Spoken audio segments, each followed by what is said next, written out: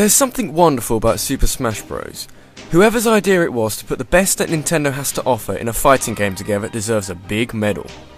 Since 1999, it's been a huge commercial success and has spanned 3, soon to be 4, games. With each successive game, the series gets larger and larger, and hell, who knows what Super Smash Bros. 4 will bring, and how many characters will be in it.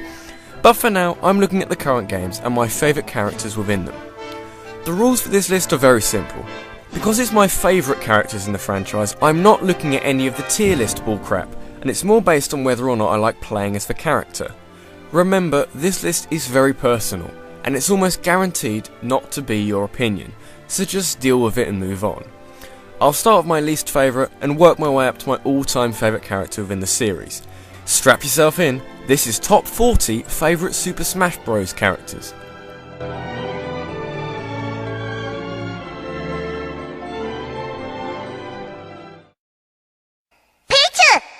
Virtually all the characters in the series have negatives to balance out the positives, which makes sense really. You need to make sure that no character is too overpowered, and we'll see a lot of this throughout the list. You'll see good things and bad things, but the worst character in the series is one that has a gigantic weakness: Pichu. Pichu is a smaller, lighter and weaker version of Pikachu, with one fatal flaw. Its power comes from its electrical attacks rather than its physical attacks, but unfortunately, any electric attack it uses actually does damage to itself. While this may be a clever reference to the third Pokemon movie, where one faints from electricity overuse, it still makes fighting as one unnecessarily difficult. Pichu is also the lightest character in Melee, which means if you're hit by one half-decent smash attack, you can kiss your ass goodbye before it disappears off the fucking screen. So honestly, Pichu's not much of a powerhouse. It gets tossed around the place like a ragdoll filled with helium, and when it does attack, it ends up doing more damage to itself than the opponent. Thankfully, Pichu is the only truly terrible character in the series, meaning it only gets better from here.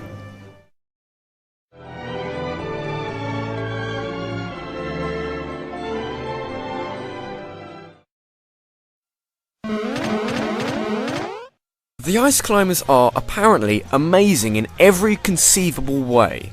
There's this thing called chain grabbing, where you continuously grab your opponent and rack up huge combos, and the Ice Climbers are one of the best characters for this. Pros love it, and it makes Ice Climbers one of the more desirable characters in the game. However, because I have this wonderful thing called a life, I don't spend all my time drooling over chain grabbing, and instead I play Ice Climbers as is, and unfortunately, they're not that great. For a start, while the idea of having 2 characters to fight at the same time may seem like a really good idea, it just means that there's 2 characters that you have to worry about. The Ice Climbers moveset is heavily focused on using both Popo and Nana, with the latter being controlled by a CPU. This means that if Nana is KO'd, a lot of your moves, most notably your up B third jump, are heavily affected. I like the concept, but it just doesn't have enough benefits to counteract the drawbacks. Even so, the Ice Climbers don't really have a strong trait. They're not that strong or agile, and their final smash and brawl is only ever useful on very small stages. So if you're a pro smasher and can destroy people with your intricate chain grabbing game, good for you. But because I'm a human being, I can't really use the Ice Climbers to any great effect.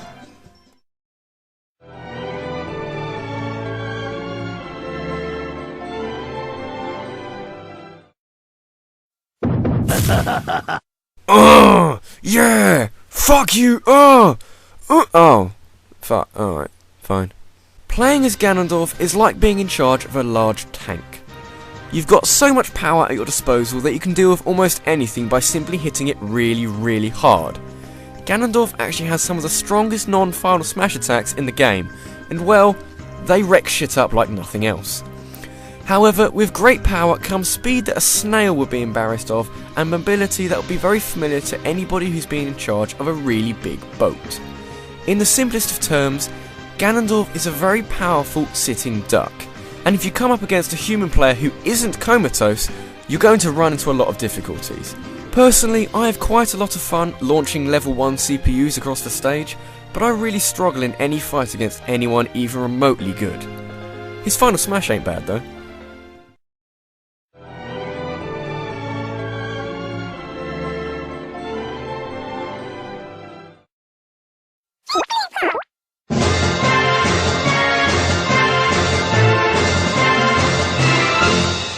Rabbid? Isn't Jigglypuff like a joke character or something? Why would it be above someone as awesome as Ganondorf? Well, firstly, my fucking list. If you want to bitch about the placement of something on one of my lists, make your own goddamn video. Don't moan at me about what should have been there. It's my own opinion on the subject, and if you don't like it, feel free to express your own in the comments below. Secondly, Jigglypuff actually had quite a lot of thought put into it. Yes, Jigglypuff is very weak, very easy to KO, and has one of the worst final smashes in Brawl. But there are still some positives to find when playing as it. Firstly, it has so many jumps that recovery is virtually a given for most situations. But more importantly, it's got one of the best air games of all the characters in both Melee and Brawl, so you can line up some stupid combos. And then there's Rest, and whilst difficult to time, it can be devastating if you can pull it off. Jigglypuff is a weird one for me really. Personally, I can't quite get a hang of that air game, and I've only ever used Rest properly about half a dozen times. But the biggest hindrance for me is just how easy Jigglypuff is to KO. And if a powerful character makes contact with a smash attack, you won't stand a chance. When I was trying to finish off some challenges, more specifically the 1000 KOs challenge, I would use a combination of powerful characters and just destroy a whole load of Jigglypuffs. Seriously, they don't last long at all.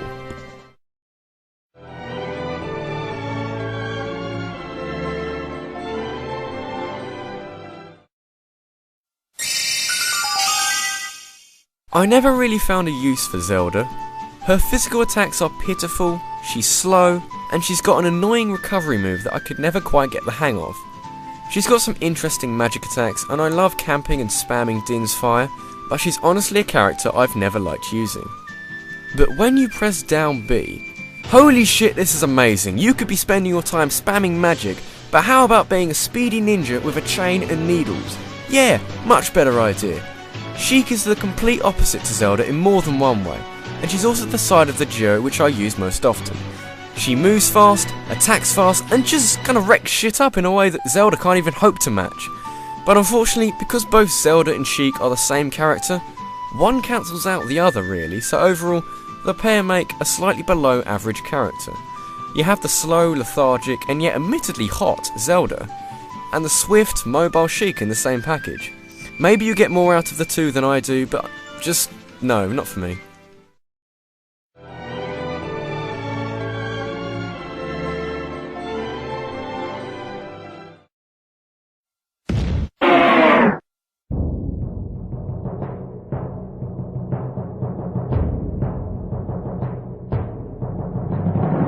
Like Ganondorf, Bowser is a supreme powerhouse that can launch pretty much anything off the screen.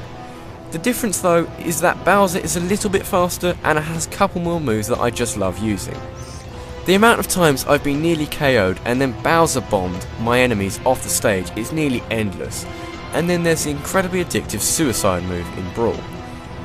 But like Ganondorf, he's slow as all hell. Granted, you can start running and zoom about a bit like a cart, but he'll still be left stranded by nearly every other character in the series. He also lacks any proper combos to go with the power, so it means you're mostly relying on those big hitting smash attacks. And while his final smash is very, very cool, it still leaves you out in the open, and on smaller stages you'll struggle to get about and you may even fall off the edge altogether. You're still technically invulnerable, but opponents can still cause damage to you. I don't like that.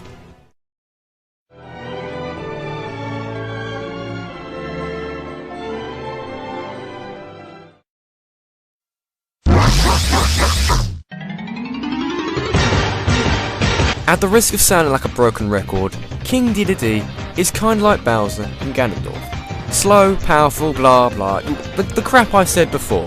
But for me, King Dedede has a lot more personality than either of the previous mentioned characters. He's stupid, like really, really stupid, and it shows in how he plays. There's just something incredibly satisfying about stumbling towards someone and belly flopping on them. Even without that, it's hard to ignore his final smash, which is, well, you can have my big gay dance. He's also one of the more entertaining characters during Subspace Emissary. I mean, you could try and use him in one of the levels and realise that, like most of the other heavy characters in the game, you're going to really struggle to platform at all. But the cutscenes with King Dedede in them are just damn hilarious. He's got one of the best personalities in the game, and when you've got the likes of Mario and Link, who really lack any emotion rather than, well, rage I guess, it's refreshing. Oh, if only he played better.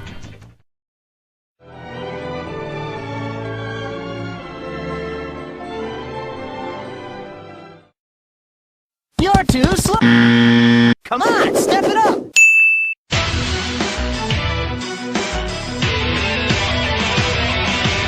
Sonic is exactly what you'd expect him to be. He's fast, as in ludicrously fast. If you play Special Brawl and pick fast and choose Sonic, it's the most ridiculous spectacle in the world. It'll even KO you on Bridge of Eldin if you're not careful. So yeah, shock of the century, Sonic's really fucking fast. But that's kind of it really. I think of him as like a scout from Team Fortress 2 if he didn't have a gun. He's stupidly fast, but his only real positives come from running in, doing small amounts of damage, and then running away. Because it's not like anyone's going to catch you at that speed. I never really found that Sonic had any sort of big KO moves, and so I would struggle to finish off an opponent who was at a high damage percentage. Admittedly, I have a lot of fun just darting all over the place and covering huge distances in just a couple of seconds, but Sonic hasn't quite got the balance for me. They come later.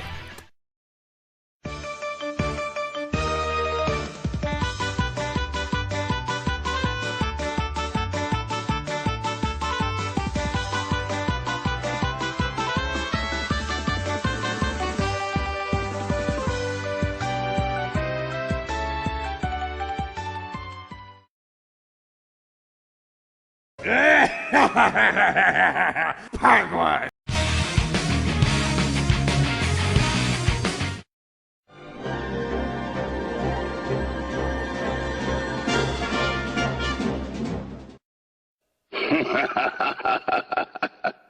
There's a certain part of me that loves to play as someone really powerful. I kinda get that from characters like Bowser and Ganondorf, from their efforts in their own series, but as a kid, I was left in awe by the first Pokemon movie. It was kind of like, oh my god, Mewtwo's amazing, I want! And then Super Smash Bros. Melee came along and delivered. I went quite a while not knowing that Mewtwo was in the game. The requirement to unlock him is 20 hours of playtime, or 700 versus matches, and frankly, I didn't have that kind of patience as a kid. So one day, holy shit, Mewtwo is in Super Smash Bros. Melee. But unfortunately, Mewtwo never kind of stuck with me. He's a strange combination of a tall, very floaty, and yet pretty strong character. It technically means that he's very easy to hit, surprisingly easy to KO, but he can still fight back.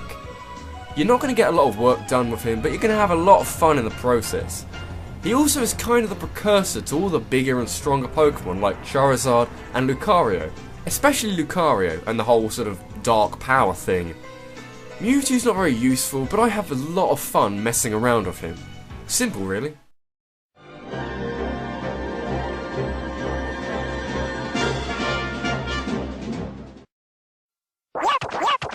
Oh, he's so cute! I want one, Daddy! I want one! Oh Yoshi, why are you so damn lovable?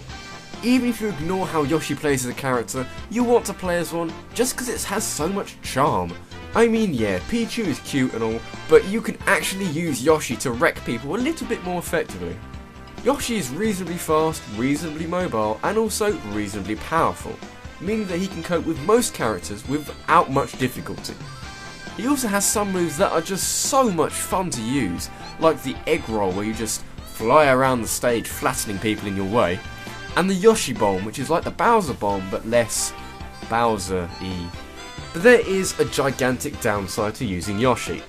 While you can easily get in there and rack up the damage, if you're knocked away and off the stage, you're gonna really struggle to recover, because Yoshi doesn't have a proper third jump. Instead, Yoshi has a floaty second jump, like in his own games. That can be very useful for getting around normally, but I find it more annoying than anything else when you're trying to get back on the stage. And the move that replaces his third jump? It's an egg. Just an egg.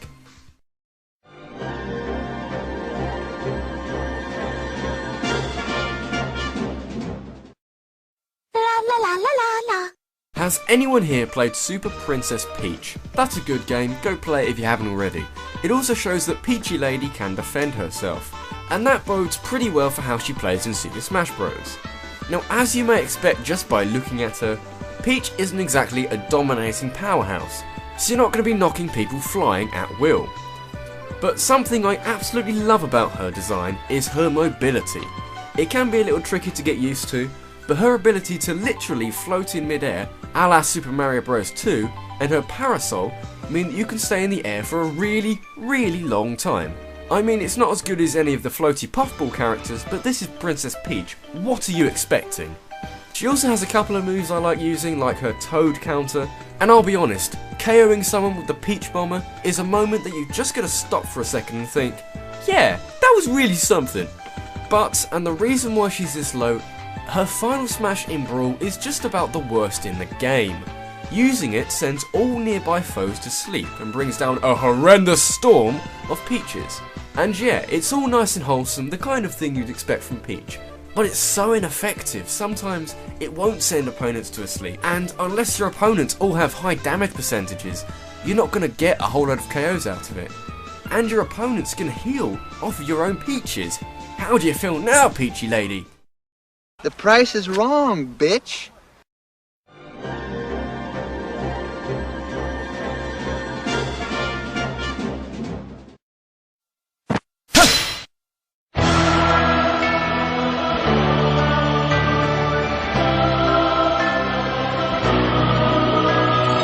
Link is a surprisingly standard character.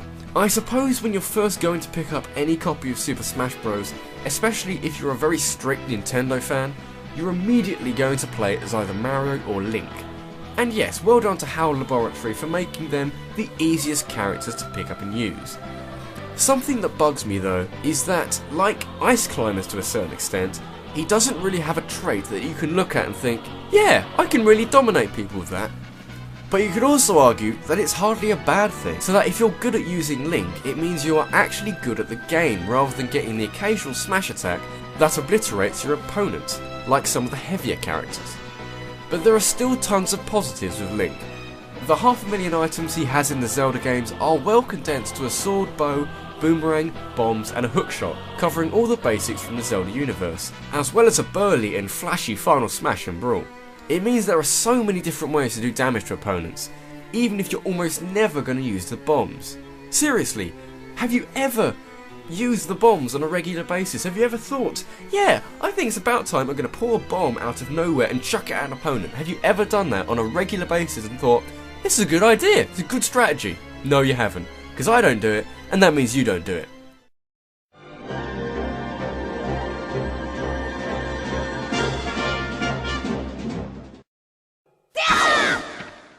I could honestly copy and paste from the last entry, but I'm not that cheap. Young Link is basically Link, but faster, a bit more mobile, but at the cost of being much weaker. Other than that, there's not a lot that can be said other than, oh my god, fire arrows!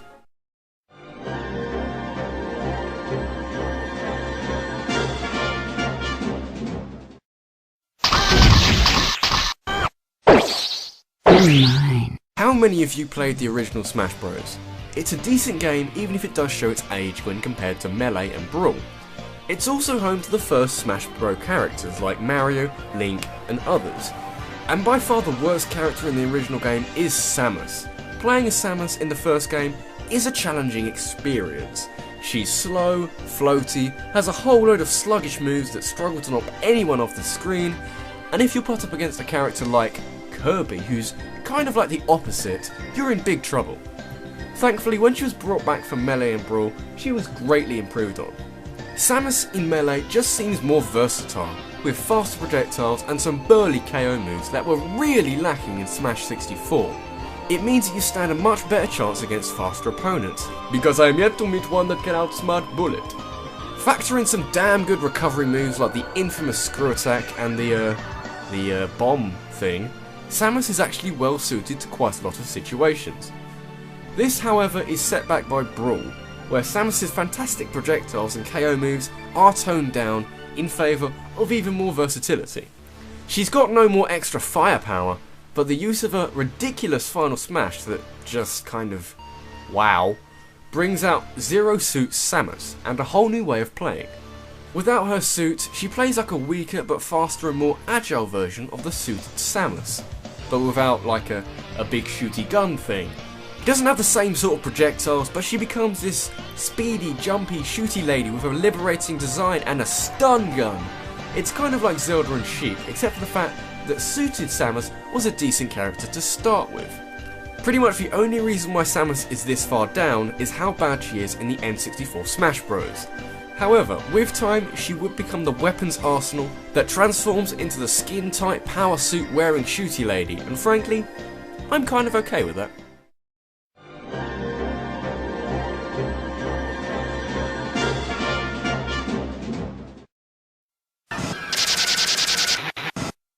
Nintendo and HAL got a lot of credit for introducing people to series that they otherwise wouldn't really check out, through the use of characters from that series. For some people it was Fire Emblem, for other people it was Earthbound, and for me it was F-Zero, but more on that later. However, in Super Smash Bros. Brawl, Nintendo brought in Rob. This was hardly the first time that Rob had made an appearance in modern gaming, with references in Pikmin 2, Beautiful Joe, and being an unlockable character in Mario Kart DS. But I still do like how a forgotten accessory for the NES has been transformed into an actual character, and seeing him in Brawl was a welcome addition. Rob is a fair mixed bag that relies on you being good at Brawl to get any great success out of him.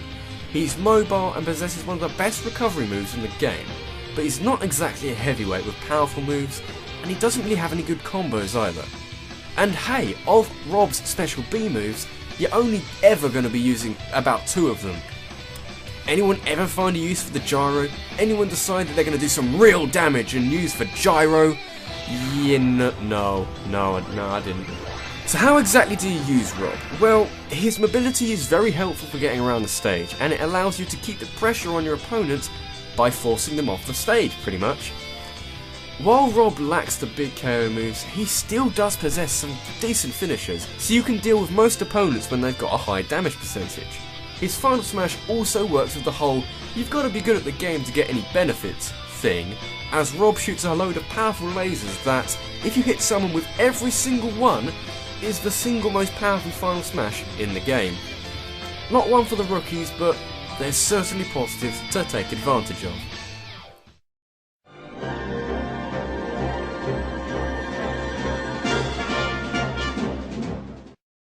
Woohoo! Like Link, Mario is just about the easiest character to pick up and play when it's your first time. Besides, there is a reason why he's used in the tutorials, a character with very understandable physical moves and combos that are very helpful as you feel your way into the game. But that's the problem. In basically every multiplayer game with stats, Mario is the super balanced character. He's not too powerful, not too sluggish, he's the average and standard character for everyone to pick up and play. But if you're not a novice, then there are so many better options at your disposal.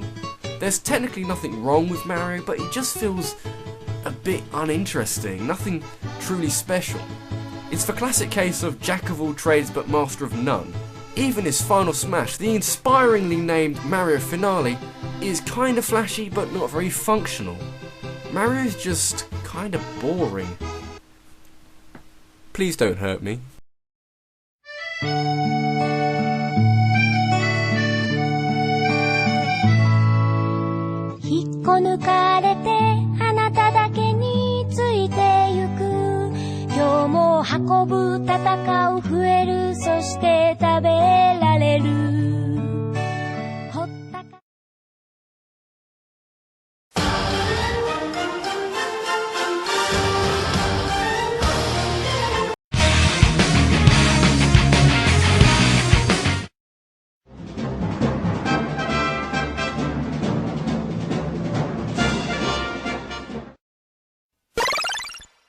So if you watch the last part of the countdown, and you can put 2 and 2 together and not make 17 or something, you will be able to see where this is going.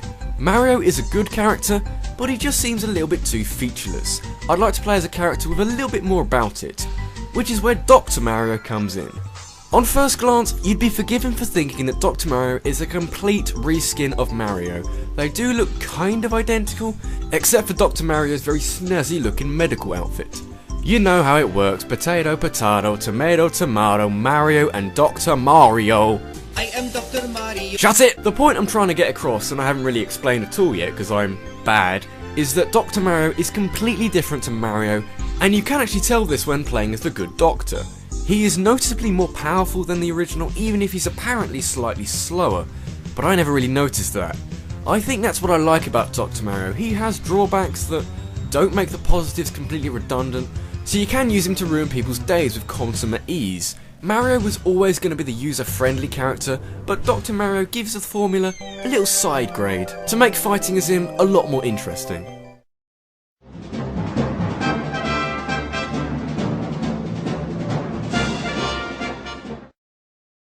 Hands off my prey! On the subject of clones, there is one series that has added a new character with each Smash Bros game, and each new character has been a similar clone of the last. You may be able to work out that the series I'm talking about is indeed Star Fox. Now, I have no issue with clones. There aren't really any characters in the series that are direct clones of one another, and they often have slight differences that differentiate how each character plays. The Star Fox trio is a classic case, with the standard character of the bunch, Falco, being my least favourite. I suppose when a character is ranked 23rd out of 40, you can't really use the word least favourite, but hey, that's the case. Falco is the middle character, being the second fastest, second strongest, but the one with the most swag. Trust me when I say that's very important. Unfortunately, Falco kind of suffers from the Mario syndrome. That's a nice name. While there's technically nothing wrong with him really, I just don't get enough joy out of using him. I play as Falco and just notice, oh, he isn't as fast as Fox, and oh wait, he isn't quite as strong as Wolf. And it bugs me. I mean, if you look at him, he's not really all that slow or that weak, but it's something I notice from time to time. So in summary, before you all attack me, nothing wrong with him at all, just not quite for me.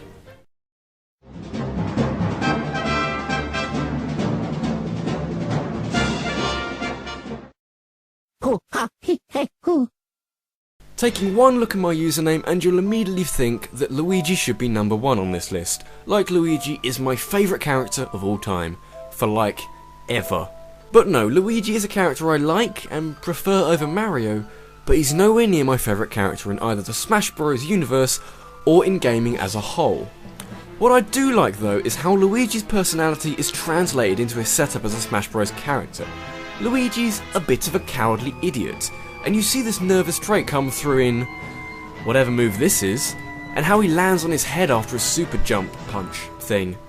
And in case that wasn't enough, he still possesses a taunt that can embarrassingly KO players at very low damage percentages, and a final smash that is just weird. Kind of like Peach Blossom, but way more fun to pull off. This might just be me, but I love how far Nintendo went with Luigi's anonymity in comparison to Mario. The announcer sounds almost surprised when you select him. Luigi! And the crowd chants seem to consist of about 2 people, so there's even more reason to pick him. You get these little things from time to time, and they make me smile every time.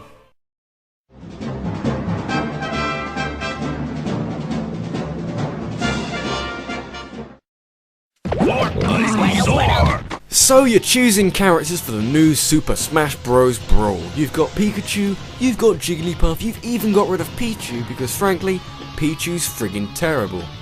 But you want to mix things up a little bit, see how unique a setup you can have. How about different evolutions, or multiple different Pokemon, or maybe an actual Pokemon trainer? Okay, when I first heard that they were going to put a Pokemon trainer into Brawl, I honestly thought that they were going to have the actual trainer fight everyone. It just made so much sense in my mind. In the end though, they did the right thing, and brought in 3 different evolutionary stages of the 3 different starters from the first generation of Pokemon. I'm sure that with all the weird and wonderful Pokemon they were introducing, like Lucario, some people just really wanted to play as the starters they had during their childhood. The character as a whole works very well. There's been a lot on this list about, this character is too boring, this character is too slow, this character is a fucking terrible final smash. But with Pokemon Trainer, you're given 3 very balanced Pokemon that complement each other perfectly. It means that you can find a favourite and use it to your advantage, with my favourite of Squirtle, Ivysaur and Charizard being the infamously overrated Charizard. I just never get tired of screaming, "Eat my rock smash, bitch!" My point is that the Pokemon Trainer is diverse enough to suit any playstyle, while still being reminiscent of those times in Pokemon games where you go through the game with 3 really strong Pokemon and just decimate all before you.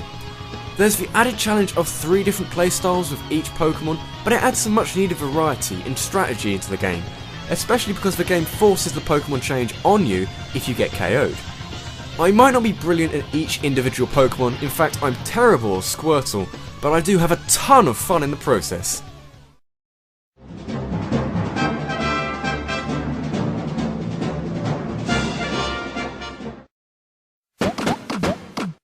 I like to think that if I was watching this video 2 or 3 years ago, then I would have immediately complained at Olimar being this high, because Olimar was at that stage easily my least favourite character in Brawl. He was weak, so easy to KO, and basically a massive waste of time.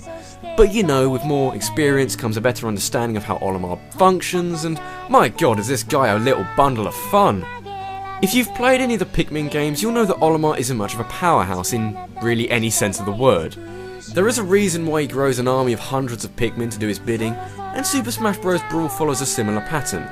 I mean, you can try and fight characters without using any Pikmin whatsoever, but that's just asking for trouble, and you're gonna get it in buckets. What you're supposed to do, it's not that hard really, is pluck some Pikmin out of thin ground, I guess, and use them in a similar way to the actual games. Without Pikmin, Olimar is pretty much the worst character in the game, but if you keep your number of Pikmin up, then you can really go to town on everyone.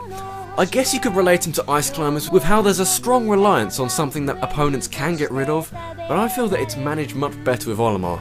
You can, after all, just grow more Pikmin, and send them off to their deaths. Nice.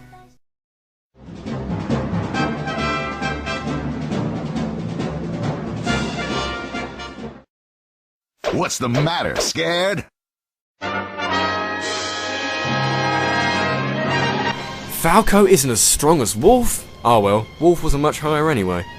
You know, when I discovered Wolf was in Brawl and that he was going to be a similar character to Fox and Falco, I was very sceptical. I mean, one clone is fine, but another one on top of that just seems painfully bereft of inspiration. But you know, once I was given time to play as Wolf back in the day when I didn't have to make stuff for a YouTube channel every other day, I realised that Wolf is really different. It might just be the whole anti-hero, Wolf is basically consistent bad guy thing, but Wolf shares barely any characteristics of either Fox or Falco.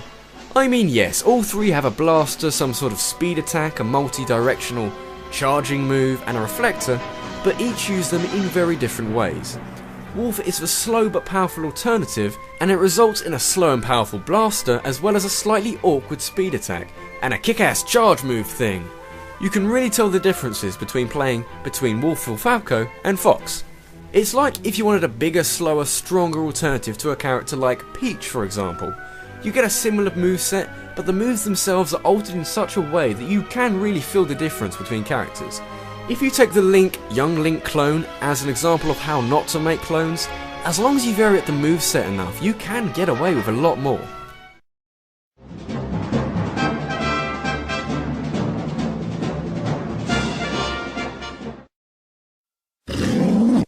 Why do I like Donkey Kong? He's a monkey, and he wears a tie. That's really important because he's above Mario and Luigi, and of course plumbers don't wear ties, so it's an important aspect of his character. But in all seriousness, you may be a little surprised to see a character like Donkey Kong this high. Most of the heavy, hard-hitting characters have already been disposed of in earlier parts, but with the likes of Ganondorf and Bowser, I struggle to find redeeming features other than their immense strength. With Donkey Kong though, there are a number of positives. Let's start with the obvious, his power. He's not the most powerful character in the series, but he certainly, quite literally, packs a punch, and his surprisingly fast attack speed means that you can very easily finish off most characters. He lacks those damage-inducing combos, but really, he doesn't need them. His down B is hilariously cheap, and can be used on CPUs to rack up some serious damage. But in addition to his strength, DK supposes surprisingly good mobility. His jumping is floaty without being annoying like Yoshi's, and he still has an up B third jump that can be easily used for vertical and more specifically horizontal recovery.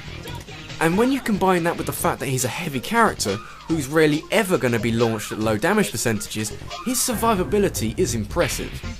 I'll be honest though, my favourite bit about DK is his final smash. Too many characters are just point and click adventures when you use their final smash. There are a few where you're given control of your character and the effectiveness of the final smash is all down to your own ability, but these are few and far between. Donkey Kong's final smash though requires you to press A to the beat of the song playing in the background. Failure to do so will result in a pitiful final smash, but with good timing you can do some serious damage to all players on the screen. A final smash that isn't brainless, and I like that a lot.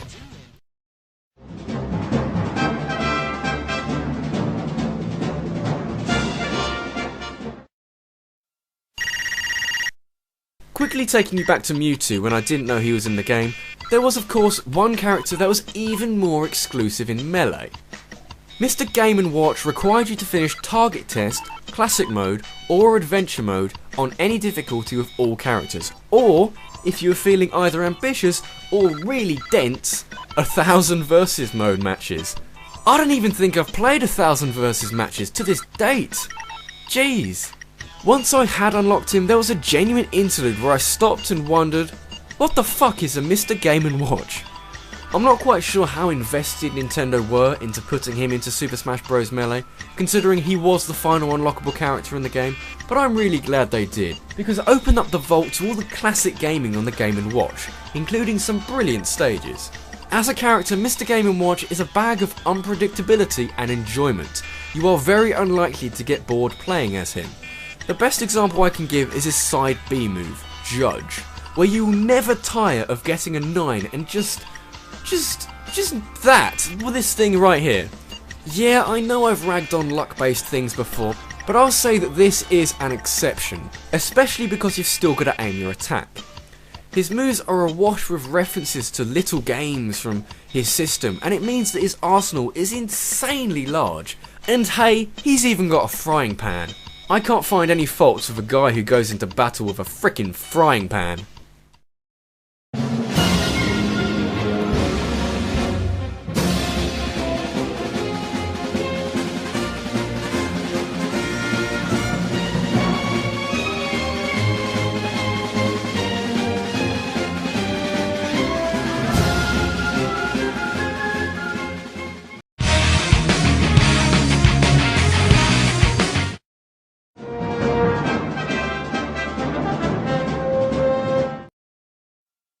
Prepare yourself.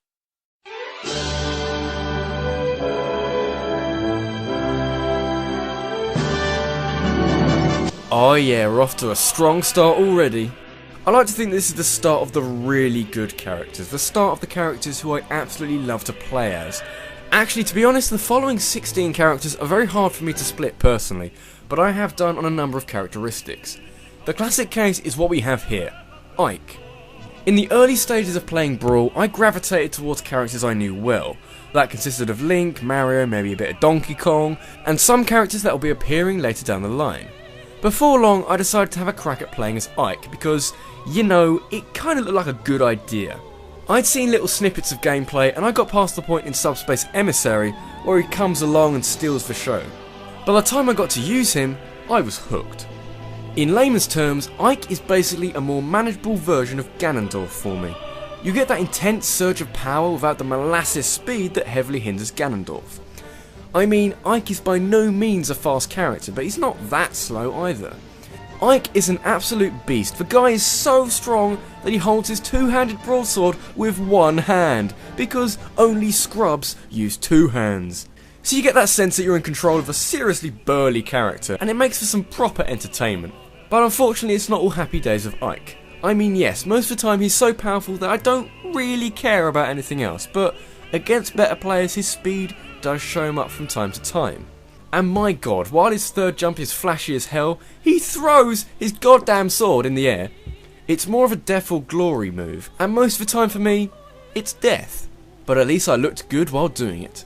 Now all of this is nice and stuff, but I don't really care about lumbering around and swinging that massive sword and launching people off the screen. I play Ike for his freaking final smash. You know, there's two ways to remove a tooth. There's the King Dedede way, where you gradually knock it about and hope that it falls out. And then there's the Ike way, where you grab a very big shiny hammer with lights and sirens on it and give it a proper whack. Ike's final smash might not be the most effective or the most viable in a competitive scenario, but you will never tire of launching your opponent in the air and just kind of sitting back and watching the fireworks. Please note, don't use a hammer when removing a tooth. That's a bad idea.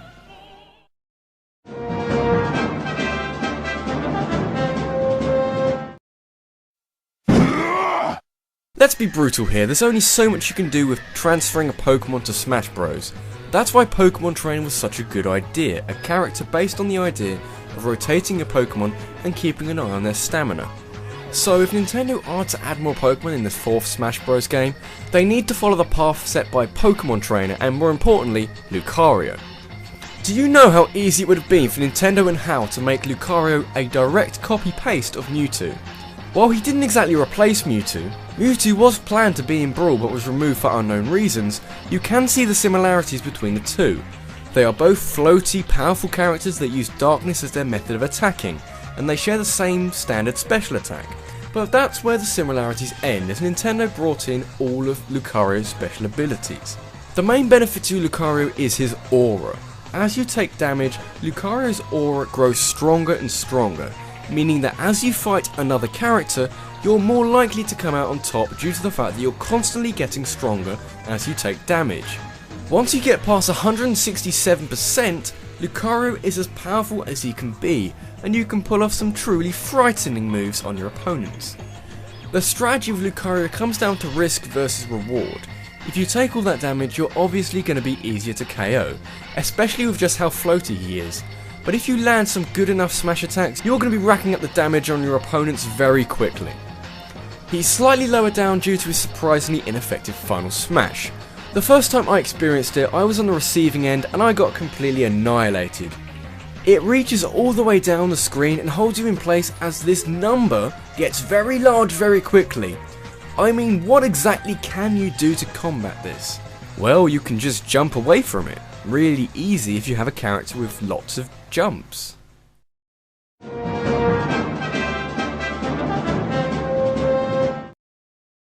Okay.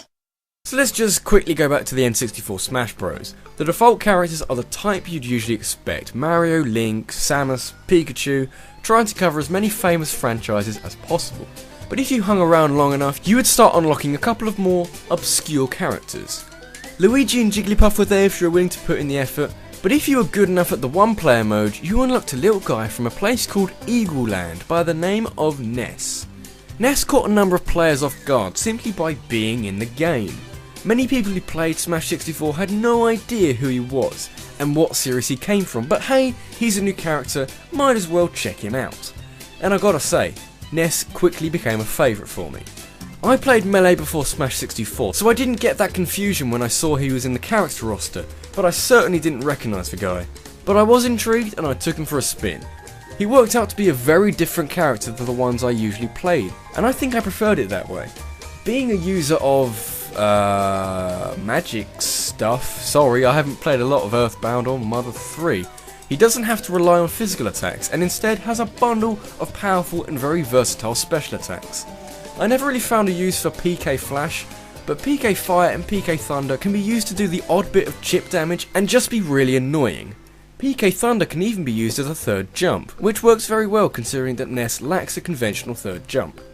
The transition from Smash 64 to Melee saw a big nerf in his setup, but he was given a little bit of improvement when he was brought back for Brawl. There's a lot of teeny tiny upgrades to individual moves, but the most notable, and I'll admit, the most fun, is his final smash. Yes, it really does come down to click and watch the show unfold, but it's as unpredictable as Ness himself. It's avoidable on flat ground, but on stages with limited space, it's a truly potent weapon.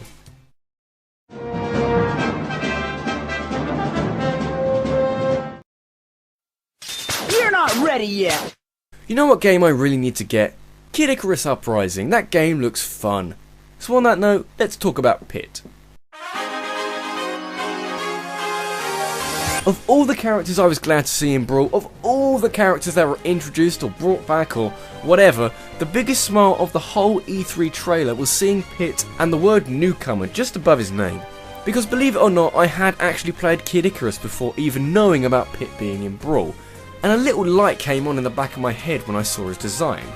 Just thinking, no, they wouldn't! So it brought back a long and sadly lost Nintendo mascot from the 80s, and thank God for that.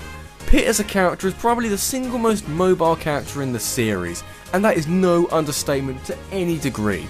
He's a character with multiple jumps as a result of these little ditties, but his third jump move is actually just a move that allows him to keep on jumping for 3 more seconds if he isn't hit. It means you can come back from some severely sticky situations and just keep on staying alive. Pit's not much of a godly powerful heavyweight, but he has some moves that can frustrate and do a great deal of damage over time. He's got the combos to dish out the damage very quickly, and he's even got an almost stupidly good shield, because it's an actual shield that protects him from about 80% of the attacks in the game.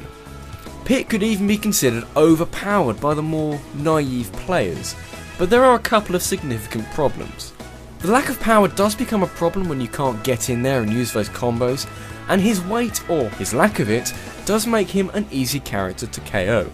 But primarily, the biggest fault once again comes with the final smash. I mean, it's functional I guess, but not as potent as others. It does allow you to attack when it's still active, but you're relying on your opponents being hurt before you use it. And that's on the strength that I'm good at Brawl, and frankly, the least said about that, the better.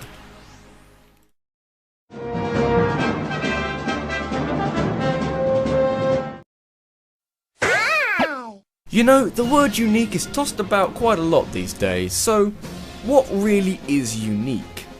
Well, I'll tell you, with the single most unique character in the entire Smash Bros franchise, Kirby.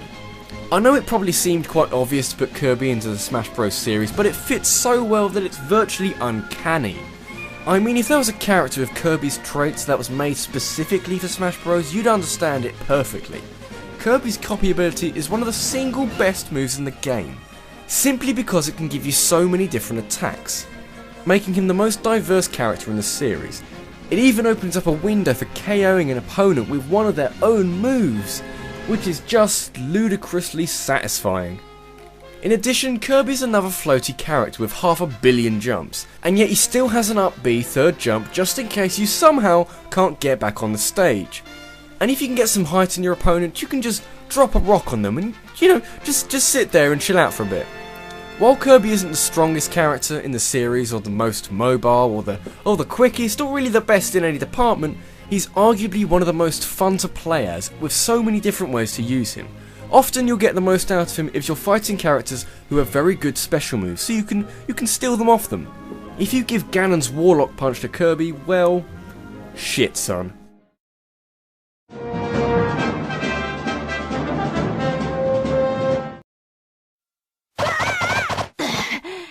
I have been through this before, but if you're going to make a clone of a character, it helps and kind of makes sense if you change up the moveset a bit, so that playing as it doesn't become completely redundant. Link and Young Link are unfortunately too similar for Young Link to be worth any real moments of your time, which might be why he was removed for Super Smash Bros. Brawl. In his place was someone much, much better. A little character by the name of Toon Link. So maybe you've been playing Link for a while in Brawl and you wanted a change. You've got to the end of Subspace Emissary and have started unlocking the hidden characters, and then boom, Toon Link comes along, and as a massive, massive fan of Wind Waker, I kinda plotzed. I managed to avoid spoilers, so there was a genuine shock when Toon Link turned up, and I immediately lost all interest in Subspace Emissary. Toon Link is the fast, mobile, devastatingly powerful version of regular Link. I'm pretty sure there are some downsides to using Toon Link, but I couldn't give a shit. Toon Link is like Link's superior brother, and I'm yet to meet someone who prefers Link over his cartoony counterpart. Prove me wrong, internet, you've done it before. The question now is, what's the difference between Toon Link and Young Link? Well, Young Link is just Link from Ocarina of Time, while Toon Link is from Wind Waker. And while that may sound like I'm stating the obvious because it sort of is, you see the added cartooniness come through in more ways than one. Other than the reskins of the weapons and the awesome explosion effect for the bombs, lifted straight from Wind Waker, Toon Link attacks a little bit more sporadically and unpredictably than regular Link, and seems to show off his personality just a little bit more effectively, especially when you compare their taunts. To put it bluntly, Toon Link is just far more enjoyable to play as, to the point where there's not even any competition between Toon Link and normal Link. Hey, they even have the same flashy final smash.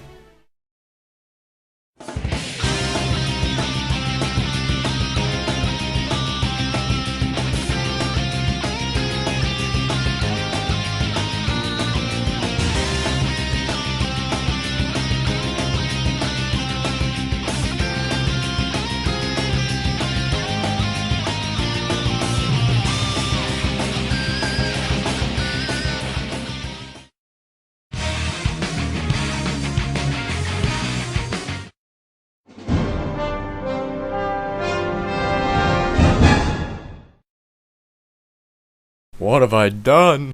Fight me.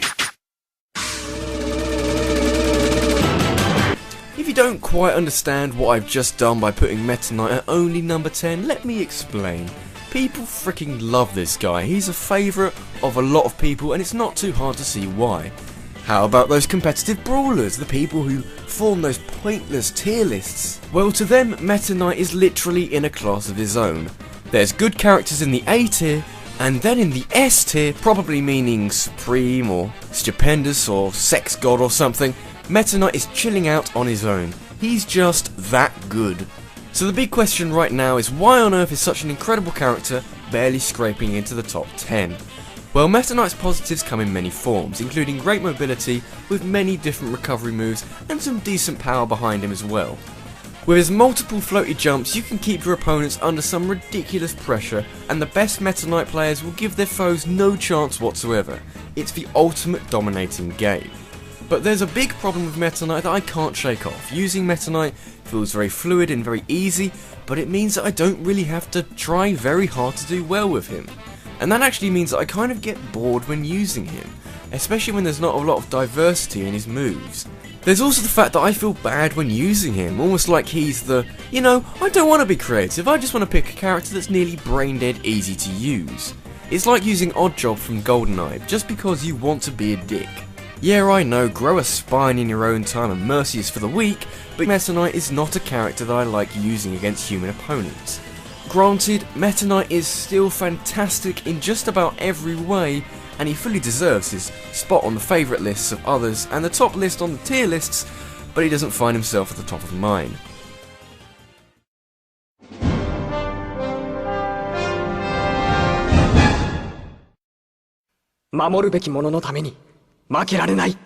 For the 7 people who are still watching this after seeing Meta Knight that low, I've always preferred Smash Bros Melee over Brawl.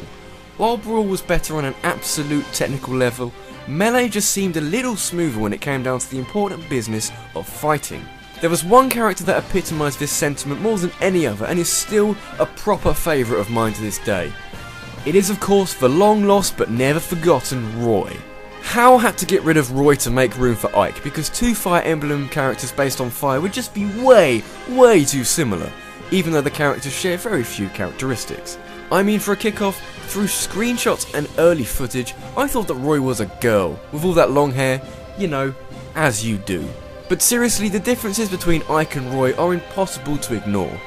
While Ike is a lumbering brute, Roy is a strong and yet surprisingly speedy alternative, and it results in some devastating potential if you know how to use him. Obviously, like Ike, he hasn't got a boomerang or, God forbid, bombs, so you're restricted to close range combat, but thankfully, with his potent strength and his quick turn of pace, taking on opponents head to head is made much easier.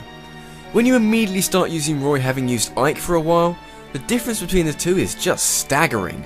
Of course, like Meta Knight, you are heavily reliant on getting in your opponent's face and giving it a hefty smack, and when they know you're coming, they can easily plan for it and counter. But that's okay, because like Ike, Roy has his own counter, resulting in some proper scraps if both players are going at it. So Namco Bandai, I'm sure you're very busy working away at the new Smash Bros game, but if you could just, slip Roy in there, I'd appreciate it. Hey, I need some good news. My Chemical Romance broke up recently and that made me very sad.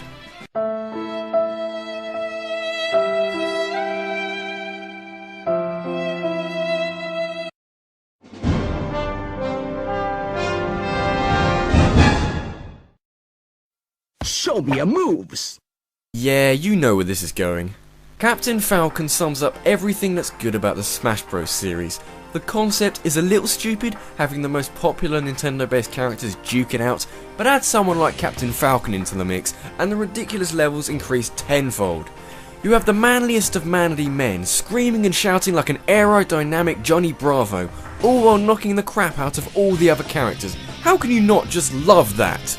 Okay, there may be the problem that Captain Falcon isn't that good of a character. He's a strictly physical fighter with absolutely no ranged attacks to speak of, but when your attacks are made of fire, you start to care a little bit less about getting hit by opponents. Caring about getting hit is for mortals, and when you can attack someone with your flaming foot, you are something far above a mortal. I think that's the biggest selling point for Captain Falcon. He's just a bucket load of fun to use. He might not be the most versatile character out there that everyone is going to use because he's just so good, but he's one of those characters I just go to when I want to fuck about. When I want to get in there and cave some faces in, cause to hell with what happens afterwards, I'm here to dick about and there's nothing you can do about it. Which brings me nicely to the Falcon Punch. If there's one thing that immediately springs to mind when talking about or using Captain Falcon, it's the move that sums up his over-the-top personality in the form of the Falcon Punch. If you're watching this video, I'm pretty sure you know what a Falcon Punch is, so I won't bother explaining it. But if there's one thing I strive to do every time I take Captain Falcon out for a spin, it's to pull off a successful Falcon Punch. You will never, I repeat, never tire of getting the timing perfect, getting the distance just right, and sending opponents flying in one of the most satisfying ways in the series.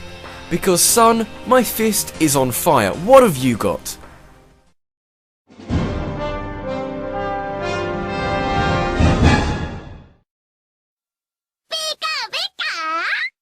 Back in the land of the N64 Smash Bros, when you're picking out the franchises to represent in the game, you inevitably land at Pokemon. By the time that the original Smash Bros came out, Pokemon was already starting to make a name for itself, and the anime was gathering a decent audience. And of course, everybody wanted a Pikachu, because Pikachu is the shit. So by the time people saw that Pikachu was in the game, fans of the shows and the games, both of which were still in their infancy by the way, immediately flocked towards that little yellow mouse because he's just so damn lovable. Why wouldn't you want to play as Pikachu?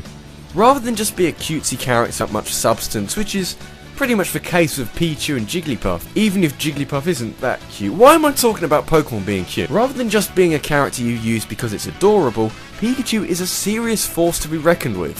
Smash Dojo refers to Pikachu as a super balanced character, but he's so much more than that. He's almost a little broken actually. Pikachu is pretty much the stronger but slightly, and I do mean slightly, slower version of Pichu. Except Pikachu doesn't hurt itself when attacking and isn't generally shit. Pikachu has a bunch of attacks that serve to annoy your opponent and rack up the damage really quickly. He almost works like Sonic would do if he had a bit more power and was fat, I guess.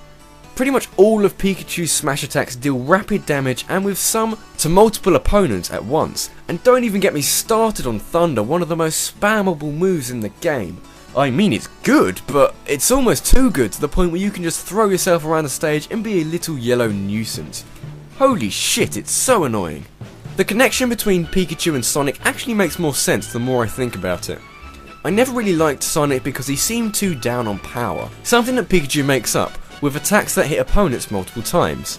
Sonic is also very centered around hit and run tactics, something made very easy by Pikachu's speed and variety of recovery moves. And the kicker comes in the final smashes. While Sonic's is absolutely devastating, it can be very hard to control due to the fact that you're going really fast. Pichu's trades speed for floaty controls and for being ever so slightly less brainless. It's a weird comparison to make, but I feel it illustrates my point well.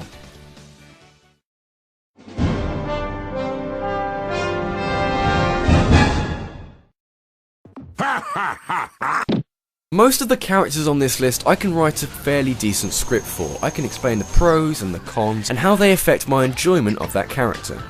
This is the template I used for this countdown, and until now it's been pretty effective. but at some point I was always going to run into Wario.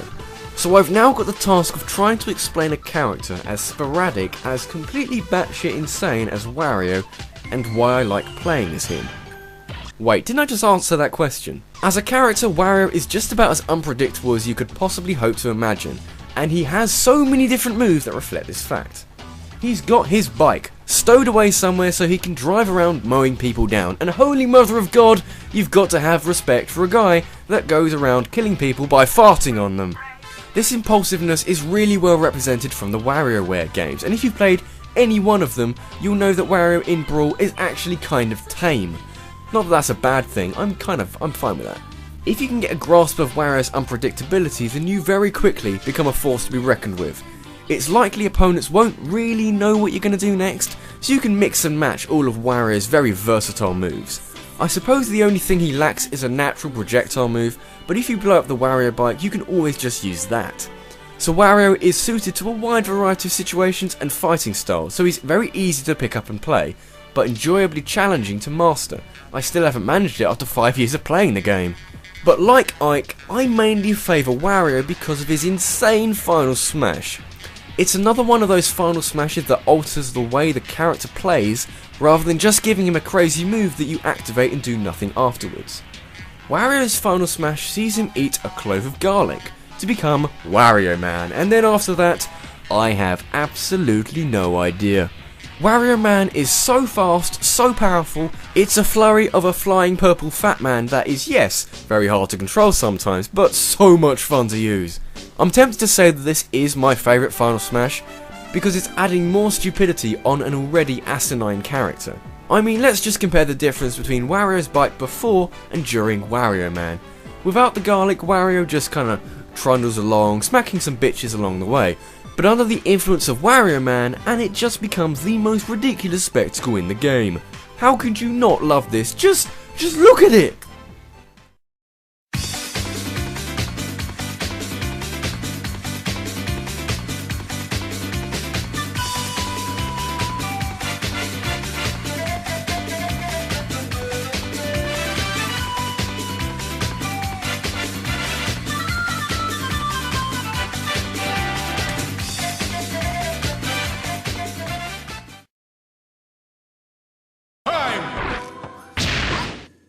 Sudden death. Go! Show me your moves. Show me your moves. Show me your moves. Show me your moves.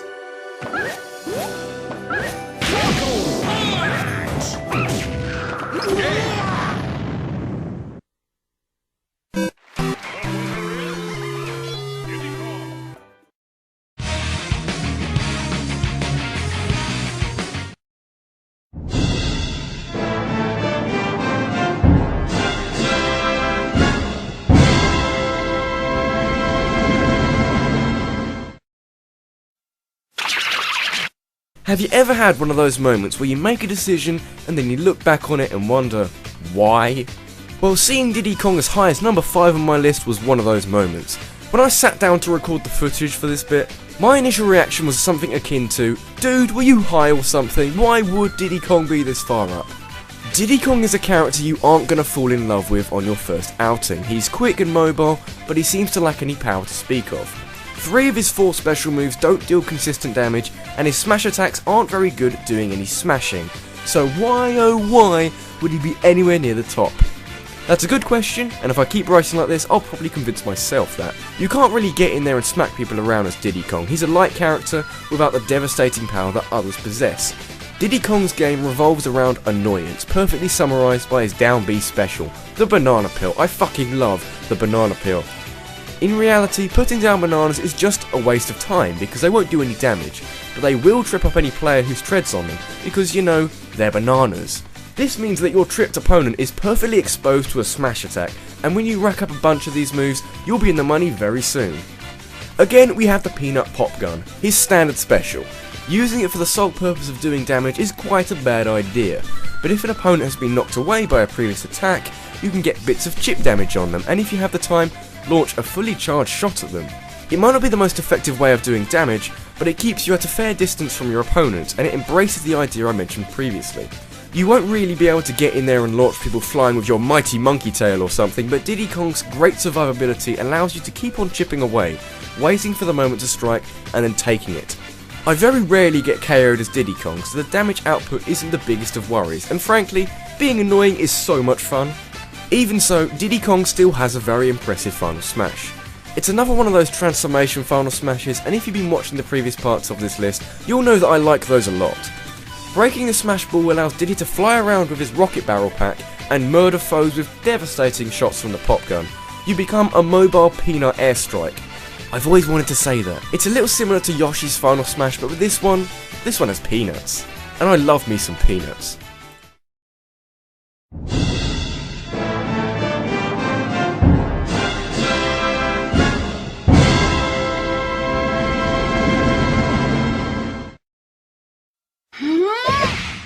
My knowledge of Earthbound is decent, but in comparison to other gaming franchises, I know very little. What I do know is the events of Mother 3, and without spoiling any of it, I'm glad that I know what happens in the game. Something only made possible by the existence of Lucas in Super Smash Bros. Brawl. It makes a ton of sense to introduce another character from the Mother series, after 2 games of only having Ness as a representative, and as the main character of the most recent installment, Lucas was well at home in the Brawl character roster. He's obviously very similar to Ness in terms of his moveset, but in order to make sure that Lucas isn't a copy-paste clone of Ness, their attacks are dealt with very differently.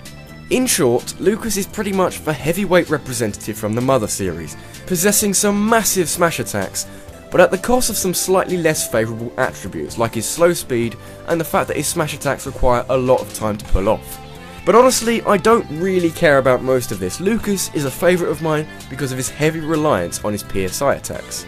The problem with Ness is that despite some of his very good PSI attacks, a load of his smash attacks see him use a yo-yo. And you know what? Yo-yos aren't very scary. Lucas, however, bins this idea in favour of some truly terrifying smash attacks that, if you do have enough time and space to use them, will send people soaring off the screen. There's a certain amount of satisfaction in having access to so much power in a character who is so not very powerful looking, and people who underestimate Lucas will very quickly be on the wrong end of one of those violent smash attacks. By the way, I've just got to mention Lucas's involvement in the single player mode. Playing through Subspace Emissary would give you the indication that Lucas was the main character or something, for the amount of time that the story focuses on him. But no, HAL just gave him way too much screen time. Okay, I'll admit that it was nice to see development in his character, but relatively speaking, they ignored almost every other character to do this. It did however mean that there was plenty of time to get used to playing as Lucas, and after I was done with Subspace Emissary, Lucas was one of my all-time favourites. So I could complain, but the benefits outweigh the drawbacks of focusing on one character, so I'm fine with that.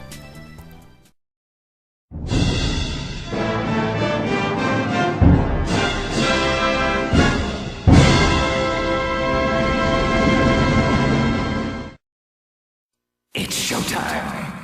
It's 2006 and the Super Smash Bros. Brawl trailer is out. You are super excited. They've got Meta Knight, they've got that pit guy, and Samus has finally taken her clothes off for Smash Bros. They've even thrown in Wario because I'm sure the guy can find something productive to do. Wario unleashes some nuclear level flatulence and you think to yourself, what a trailer, I'm super hyped now. Oh, but young naive British kid HAL had just one more trick up their sleeves.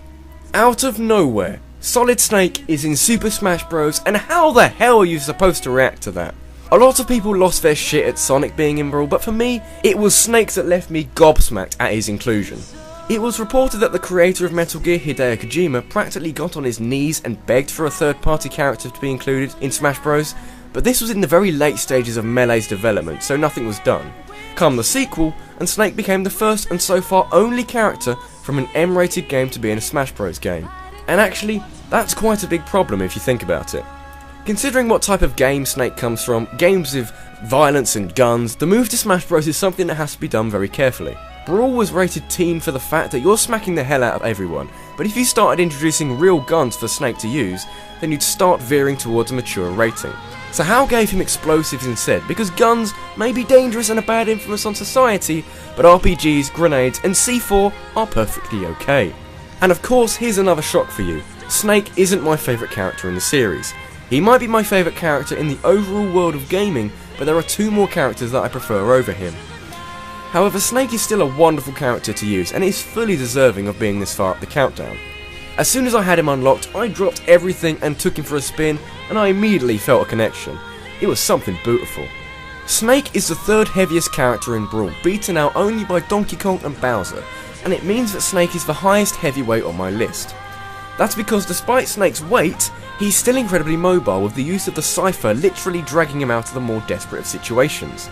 He also, rather predictably I'll admit, has some seriously powerful attacks at his disposal, because getting hit by a mortar is probably going to leave a mark.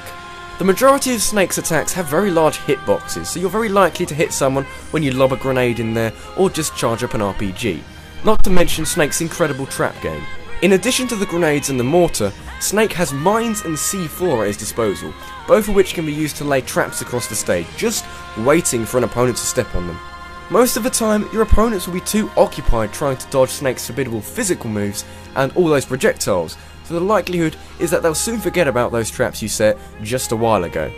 And I like that a lot. At which point we arrive at his final smash. While not one of the best, it's another one that tests the skill of the user and has you in control of a grenade launcher as you send explosives into the screen in a sort of reverse Nintendo scenario. Kind of like that final battle against giant baby Bowser in Super Mario World 2. You've got a total of 12 shots, but because time is limited, it's better to just spam the things and try and juggle your opponents off the screen. It's probably not the most effective in the game, but it puts a smile on my face and devilish laughter in my lungs. Lungs? Maybe lungs. And also I just want to throw in how much I love the codec taunts. While they don't really serve much purpose in how Snake fights, I love how much effort was put into it, with a ton of in-jokes thrown in for good measure. In the end, Snake is one of my all-time favourites in the Smash Bros series, and I really hope that Namcom keeps him for the next instalment. I'll send them cookies if they do. Namcom, I will send you cookies!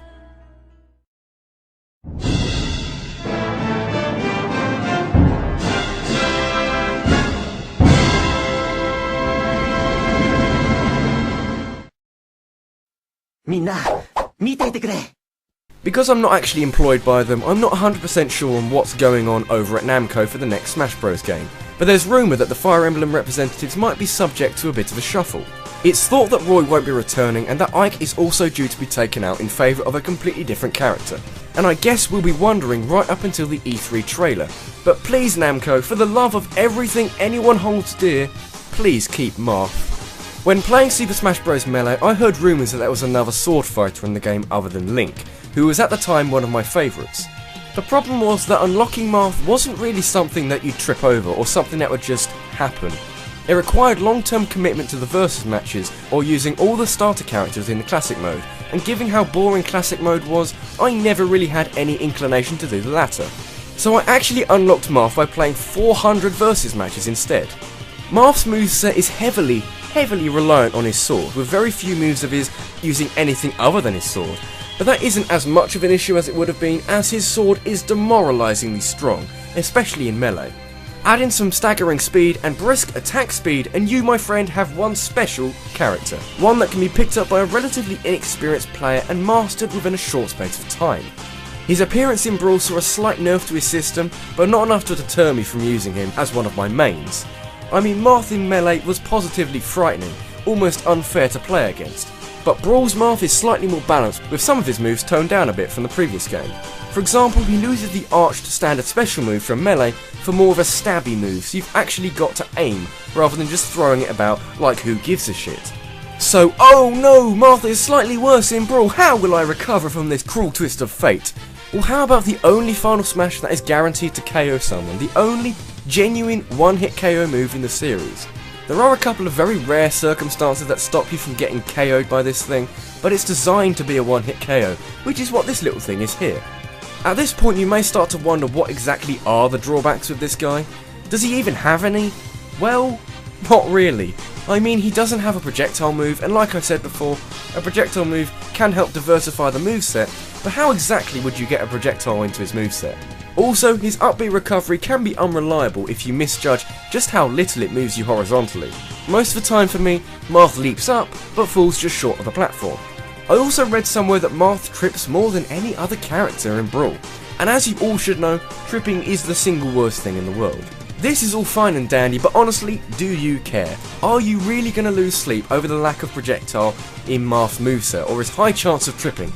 No, Marth's setup is so good that the positives heavily outweigh the negatives, and that's the least I'd expect from a character ranked number 2 on my list of favourite Smash Bros characters.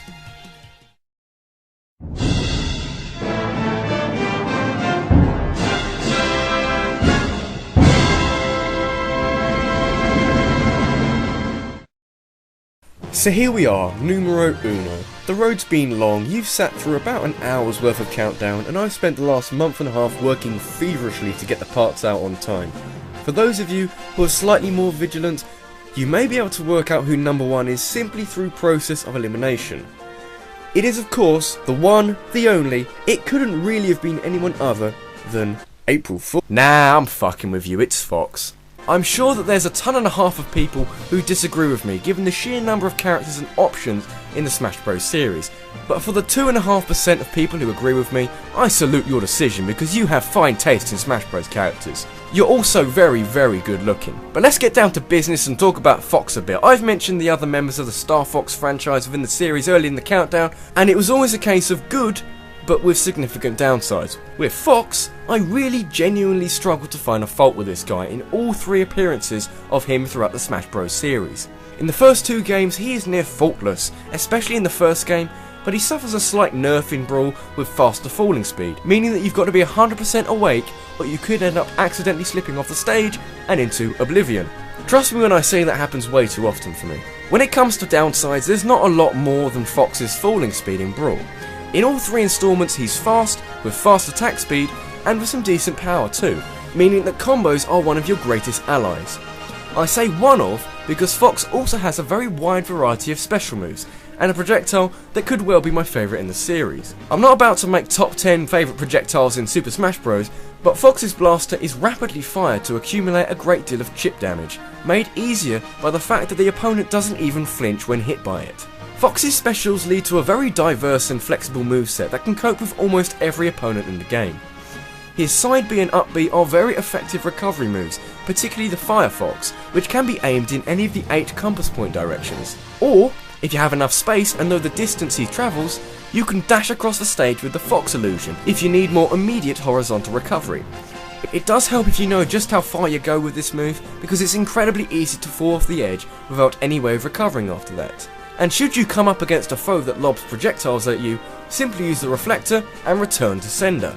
And to top it all off, Fox's final smash is the Land Master Tank, and while it is actually the same final smash as Falco and Wolf, it lasts for a longer period of time. The apparent downside to having the Land Master out for too long is that it isn't as powerful as Falco's or Wolf's, but you can tell just by looking at this thing, this tank isn't left wanting for power. This has been Rabbidluigi, and if you want just one last indication that the Smash Bros tier lists are the biggest load of bullshit going, take a look at the tier list for Fox. The lists for Smash 64 and Melee treat him right, sticking him up near the top. But my problem comes with the Brawl list. He's 15th and in the D tier. I'm fucking done. Oh, and thanks for watching, and I'll see you next time. Take care.